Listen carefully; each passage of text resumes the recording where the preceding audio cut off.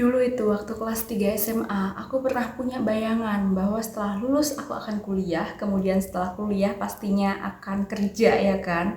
Dan setelah kerja selang beberapa tahun di usia 25 atau 26, aku akan menemukan seseorang yang tepat. Kemudian kami menikah, hidup bahagia selamanya. Tapi kenyataannya tidak semudah itu, Ferguson. Pada nyatanya, setelah lulus kuliah, aku benar-benar dihadapkan pada kenyataan hidup, di mana ada penundaan, penantian, dan juga kekecewaan. Yang hal tersebut itu benar-benar di luar kendaliku sebagai manusia yang super ambisius, super terstruktur, dan juga harus diplan dengan matang. Tentunya aku sangat merasa kacau, merasa down banget. Kok aku tuh jadi nggak bisa mengendalikan hidupku sendiri sih? Kok aku jadi kacau kayak gini? Aku kok jadi berantakan banget ya? Perasaan itu bener-bener hadir di dalam kepalaku. Dan salah satunya, ini aku ceritain ya, aku sempat sakit lama banget. Yang sakit itu bener-bener gak pernah ada dalam bayanganku. Aku merasa ketakutan, aku merasa udah gak punya harapan buat hidup lagi. Aku punya pandangan bahwa oh ternyata mungkin semua ini akan segera berakhir, ya kayak gitulah. Sempat sakit lama banget. Tentunya dengan semua hal yang telah dilakukan oleh keluargaku demi kesembuhanku sampai aku bisa kembali baik kondisinya seperti saat ini, dan juga waktu yang cukup lama untuk recovery, itu memberikan aku juga cukup ruang untuk berpikir dan merenungkan apa-apa yang sudah terjadi dalam hidupku sampai saat ini.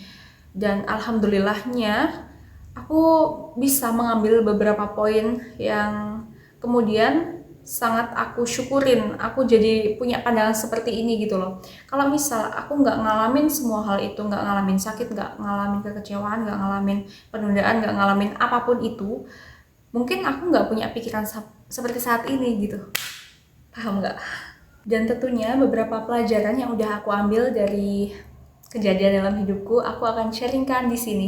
Yang pertama, aku tuh baru sadar saat ini bahwa ternyata dunia bekerja nggak harus sesuai kemauan aku atau kemauan kita.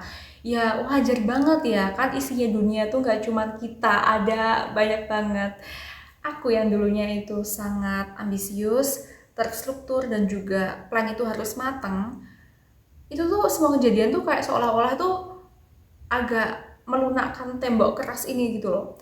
Tembok yang sekaku ini itu jadi agak disentil-sentil dikit supaya aku tuh lebih fleksibel. Kalau misal satu plan ini tuh nggak berjalan sesuai rencana, ya it's okay, kita masih bisa memikirkan kesempatan lain lewat proses yang lain. Kita masih bisa lewat jalan lain. Kalau misal kita mau ke suatu tempat nih, suatu tempat namanya A gitu ya tempatnya misalnya, terus kita gagal lewat jalan yang ini, bukan berarti kita gagal ke tempat A kan. Kita masih bisa ke jalan yang B, jalan yang C, atau kita putar ke sana ke sini gitu kan masih bisa. Dan aku jadi sadar bahwa it's okay to start over again. Gak apa-apa gitu, kita mempelajari hal baru untuk mencapai tujuan kita. Kita mengembangkan skill baru untuk mengembangkan kemampuan diri kita. Gak apa-apa banget.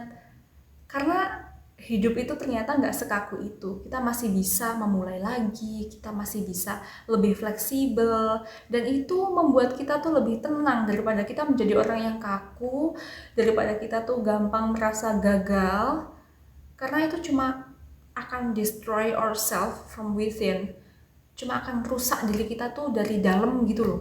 Kalau misal kita terlalu kaku, jadi ya lebih baik kita tuh fleksibel sama apapun yang terjadi, tapi tetap fokus, punya tujuan, dan memikirkan kesempatan-kesempatan lain yang mungkin itu bisa lebih baik untuk diri kita.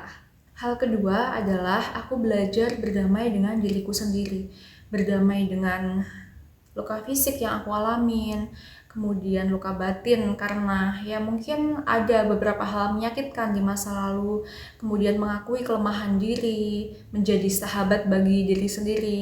Ya, sekilas terdengar sangat sederhana, tapi proses untuk bisa melalui semua itu ternyata nggak mudah sama sekali. Banyak gejolak dalam perasaan, terutama menjadi sahabat bagi diri sendiri dan juga mengakui kelemahan-kelemahan ya. Karena mengakui kelemahan itu bagiku sangat sulit dilakukan kalau kita masih belum bisa meruntuhkan ego kita. Misalnya kita berhasil, kayak aku nih sering berhasil dalam beberapa hal. Kemudian kalau ada kegagalan, aku pasti kayak ada denial. Oh, aku nggak seburuk itu kok. Aku bisa sebenarnya ngelakuin itu. Sebenarnya aku nggak harus gagal karena hal ini aku jadi gagal, kayak nyalahin hal lain gitu loh. Nggak mau menerima bahwa diri kita juga punya kekurangan, ya kan? Itu prosesnya sulit banget. Tapi ketika aku sudah menyentuh proses mengakui kelemahan, itu rasanya lebih tenang dan damai karena aku jadi bisa sekaligus jadi sahabat bagi diriku sendiri. Contohnya adalah aku bisa bicara ke diriku sendiri kayak, ya nggak apa-apa kalau kamu nggak mampu dalam hal itu, mungkin kelebihanmu bukan di hal itu, tapi kamu punya kelebihan di hal lain. Dan kalau kamu nggak punya kelebihan di hal yang tadi, nggak apa-apa banget. Nggak ada manusia yang benar-benar sempurna. Dan it's okay kalau kamu punya kelemahan dan hal itu nggak harus kamu tutupin. Itu yang buat kamu jadi manusia. Karena ya kalau misal kamu sempurna, kamu bukan manusia lagi dong ya, kayak gitulah. Pokoknya berusaha apa adanya sama diri sendiri, nggak menolak apa-apa yang ada di dalam diri, gitu pokoknya kayak gitu. Hal ketiga yang aku pelajarin adalah ternyata it's okay to be yourself. Gak apa-apa banget untuk jadi diri kamu apa adanya. Dulu aku sering banget mikirin apa kata orang. Contohnya kalau aku ngelakuin ini, nanti kata orang gimana ya, kayak gitu. Terus menerus kayak gitu. Contohnya adalah ketika aku berada dalam suatu kelompok atau perkumpulan yang sebenarnya perkumpulan tersebut buat aku gak nyaman atau ngedrain energiku banget. Aku merasa capek di situ, aku merasa ini bukan diriku deh kalau ngomongin hal kayak gini, kayak nggak nyaman banget lah pokoknya. Tapi karena aku masih mikir, nah nanti kalau aku misal keluar dari perkumpulan ini, apa kata mereka, nanti aku dibilang egois, nanti dicap sebagai orang yang apatis, nanti dicap gini-gini, pokoknya nggak enakan banget lah. Jadi aku memaksakan diriku untuk berada dalam suatu posisi yang sebenarnya membuat aku nggak nyaman dan bukan diriku banget, ya kayak gitu. Terus contoh lainnya, sebenarnya aku tuh suka dalam dunia digital creator ya, yang buat video kayak gini, kayak sekarang ini. Tapi dulu tuh masih ada kayak takut-takutnya gitu loh.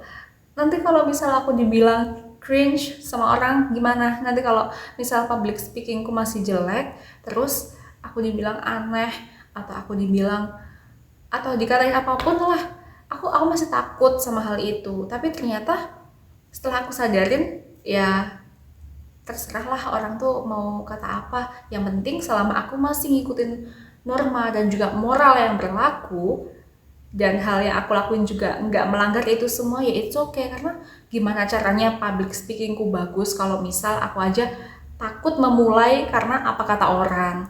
Gimana kepercayaan diriku bisa membaik kalau misal aku masih takut tampil karena mikirin apa kata orang, gitu lah.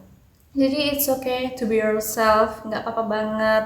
Karena proses untuk menjadi lebih baik itu memang memerlukan keberanian, gitu. Yang keempat adalah aku belajar untuk setting boundaries atau menetapkan batasan. Hal ini terdengar sederhana, tapi nyatanya sangat sulit banget untuk dilakukan. Dan banyak orang juga yang aku rasa gak punya boundaries yang sehat dalam hidup mereka. Contoh gampangnya itu dalam diri kita sendiri dulu ya. Dalam hal pertemanan contohnya, kita tuh sering banget oversharing kepada mereka atau teman kita yang sebenarnya hal tersebut gak harus kita sampaikan gitu loh. Contoh hal-hal yang terjadi dalam hidup kita, hubungan kita dengan keluarga, itu sebenarnya nggak harus kita ceritain ke orang lain karena orang lain nggak punya kepentingan untuk mengetahui itu semuanya. Tapi nyatanya kita tuh masih sering banget oversharing kepada orang yang kurang tepat. Dan aku juga ngelakuin itu di masa lalu yang masih kadang aku sesalin sampai sekarang. Tapi ya it's okay, aku belajar dari semua kesalahanku itu. jadi lebih paham bahwa sebenarnya aku nggak boleh ngelakuin itu lagi untuk kedepannya gitu. Terus lagi biasanya dalam hal pertemanan ada tipe-tipe teman yang ngajak kita tuh gosip gitu loh. Kalau ketemu dia ya cuma gosip isinya. Dan aku belajar untuk cut off, atau ya sebenarnya nggak membenci juga ya, tapi lebih ke membatasi, apa namanya, membatasi, aku jadi ngeblank sih, membatasi intensitas dalam hal berkomunikasi ya. Karena apa untungnya kalau kita tuh cuma diajak gosip, apa untungnya kalau kita tuh cuma diajak ngomongin kesalahan orang lain, toh diri kita tuh juga punya kesalahan. Kalau kita punya kesalahan terus diomongin orang lain tuh rasanya pasti juga gak enak kan. Jadi sebisa mungkin bisa membatasi diri kita untuk tidak melakukan itu semua, tidak melakukan hal-hal yang membuat orang lain gak nyaman. Sebenarnya masih banyak contoh yang bisa diceritain ya tentang setting boundaries ini, tapi intinya adalah bagaimana kita memberikan batasan akses orang lain terhadap diri kita, dan juga kita harus bisa membatasi akses apa yang ingin kita tahu dari orang lain. Gak boleh kebablasan dari dua arah itu. Intinya setting boundaries itu kayak gitu. Teman-teman masih bisa cari contoh-contoh setting boundaries yang sehat di artikel manapun itu. Dan makasih banget sudah dengerin sharingku, semoga bermanfaat dan sehat selalu.